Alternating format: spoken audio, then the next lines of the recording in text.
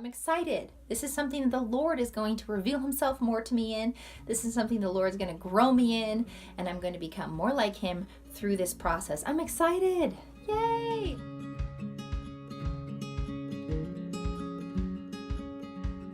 Hi, welcome back to my channel. You might hear my kids having a fun romp downstairs right now. We just finished school and they are running around like crazy people downstairs, getting all their energy out. So you might hear a little bit of that in this video, just giving you a warning. I want to talk to you guys today about being patient with our kids. It is something that I'm sure a lot of vloggers and bloggers shy away from talking about because we all feel unqualified, especially me.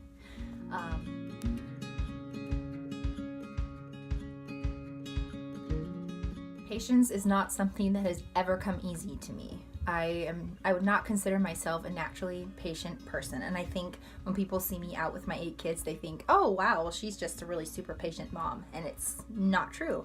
I am not naturally a patient person, or I am not naturally a patient mother. And according to the Enneagram and the Myers-Briggs, I'm a type 1 and an INTJ. So I am definitely not cut out of a cloth naturally that would be a patient person.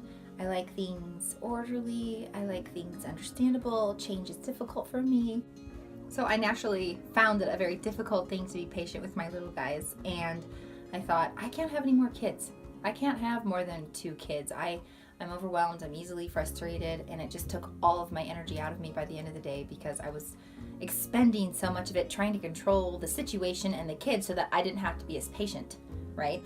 But what has happened with having a lot of kids is that the Lord has taught me to practice this. This is something that I can exercise my muscle of patience in and get better and better at. It really is not about not having the kids. It's really about learning through the process that God's given you. He will equip you to parent those children patiently when you obediently apply yourself and faithfully submit yourself to this training.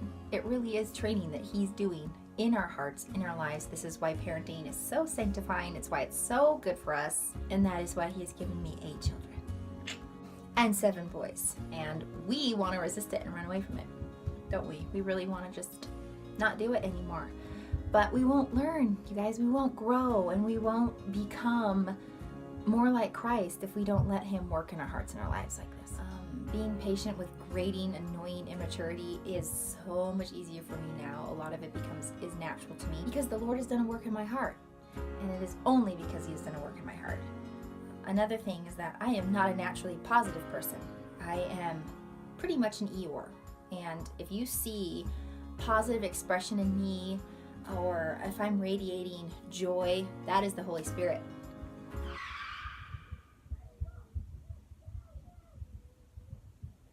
Playing some battle game down there. I just went down and checked on them, so don't worry, they're not actually really fighting each other. They're fighting like the imaginary bad guy, which is probably a bunch of stuffed animals, knowing them. Boys, I get lots of practice every day. Every day I get to practice my patience muscle. What's your name? Miles. Miles. How old are you? 6. 6? You're 6? Say, I'm 1. 1. And you're gonna be 2. 2. Are you getting big? Black. Yeah. 7. You're 7? Yes. Yes. Can you say hi? Hi. Hi. Say bye-bye. Bye-bye. Hey, Mommy. Wanna say hi? Say hi. Hi. This is my 3-year-old. Mason. It's been on my heart to share about this because I've had a 2-year-old and a 3-year-old and a 5-year-old the last couple of weeks sick with fevers, and as they've gotten better and regained energy, they've pretty much put that energy to whininess all day long. Becoming a more patient parent happens by naturally submitting yourself to the process, by changing your mindset so that you submit yourself to God's will in your life, that you look at those opportunities that the little children give you every single day as moments to practice your patience and exercise your patience muscle.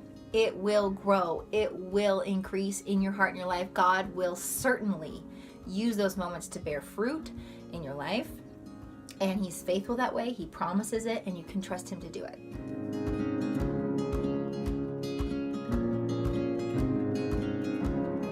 give you just a few tips that can help you, practically speaking. So obviously I've been talking a lot about exercising your patient muscle when you have the opportunity in front of you.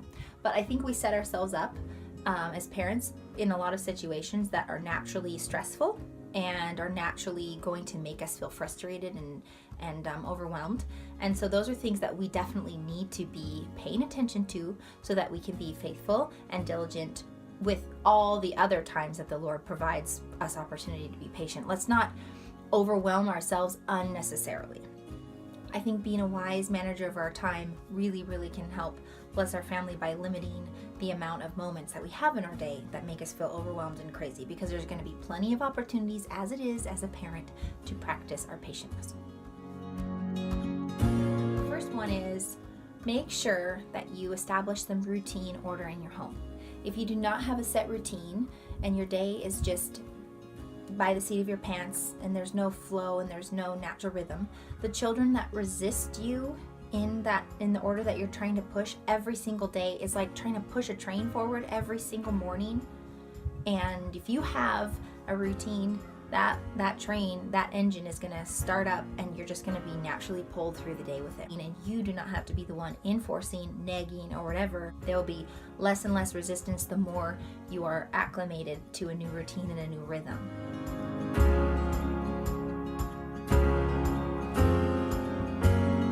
The second one is don't let yourself become too distracted with social media, guys. We are not good multitaskers. We really aren't. We're not made for it. We're not cut out to be multitaskers. And we have to multitask a lot because you got a baby crying on your hip and the 2-year-old's got to go potty and the 4-year-old just slapped the 6-year-old, right? You got a lot of multitasking that you have to do. So eliminate as much as possible any multitasking that's unnecessary. Stay focused, stay present.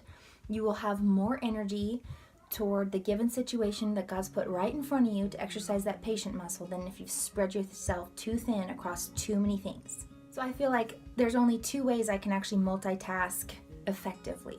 And that is when I'm doing a menial, easy task with something that's more complex that usually includes words and dialogue. For example, I can make dinner and listen to a podcast. I can do dishes and talk to my kids. I can fold laundry and listen to someone narrating. I cannot do 2 complex things well, and so I really try to eliminate doing 2 complex things at the same time as much as I can. And that means I limit my social media time when I'm present with my kids. Somebody is always talking to me. I think as parents, it requires a lot of focus and heart energy and effort to maintain wisdom and patience and those kind of responses with our children. And so when we are doing another focused task and we're trying to parent, it doesn't work. Typing an email, writing a blog post, typing on social media, scrolling and reading words on social media, that is actually a focused task and it does require your attention. So then when your kids require your attention at the same time, it can make you feel thrown off and stressed and overwhelmed. And maybe not even in that moment, but when you have increasing amount of those throughout the course of the day, you start to feel exasperated and you don't know why. You just need to look out for those things, and as much as is possible, save your energy for those important moments with your children that are going to come up that are unexpected and not anticipated.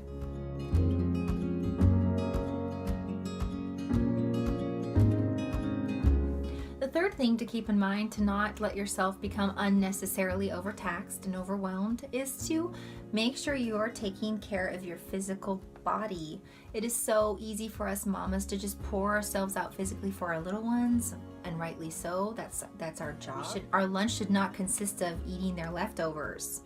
And we need to make sure we're drinking our water and we're getting enough protein, that we, as much as possible, are getting sleep, that we are not doing things that will inhibit our sleep unnecessarily in the evenings.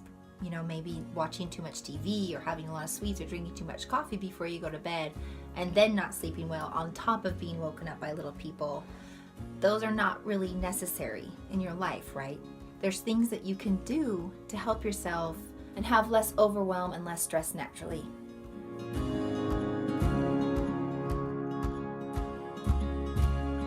My fourth and last tip is when you start feeling anxious and overwhelmed about an upcoming event, that maybe even if it's just grocery shopping or something that you need to do with your children. For example, you want to do an art project and it starts getting a little crazy and you kind of feel that tension start raising. If you just tell your mind that you don't feel stress, you feel excitement, and you're excited to be here with your kids. That heart-pounding feeling is excitement. It seriously can change your whole perspective in the moment and will help give you the outlook of like anticipation for what's going to happen and how fun it's going to be and how fun you can make it, instead of like, this is going to be terrible and this is a crisis situation. A lot of times when we're in crisis situations, we have adrenaline, but when we're excited, we have adrenaline too.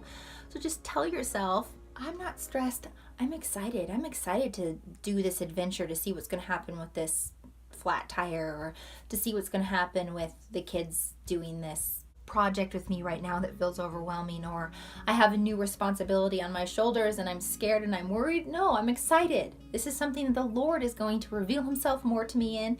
This is something the Lord's going to grow me in, and I'm going to become more like him through this process. I'm excited. Yay! So I hope these little tips helped you today, and I just want to encourage you guys, because I am not the most qualified parent. I am not naturally patient, and this is not easy for me. Every single day I wake up and I get on my knees and I ask the Lord for strength and mercy, because this is not something I'm naturally cut out for. But more and more and more, the Lord is equipping me, and he will equip you too. Now go and love your kids. I love you guys. Talk to you later. Bye-bye.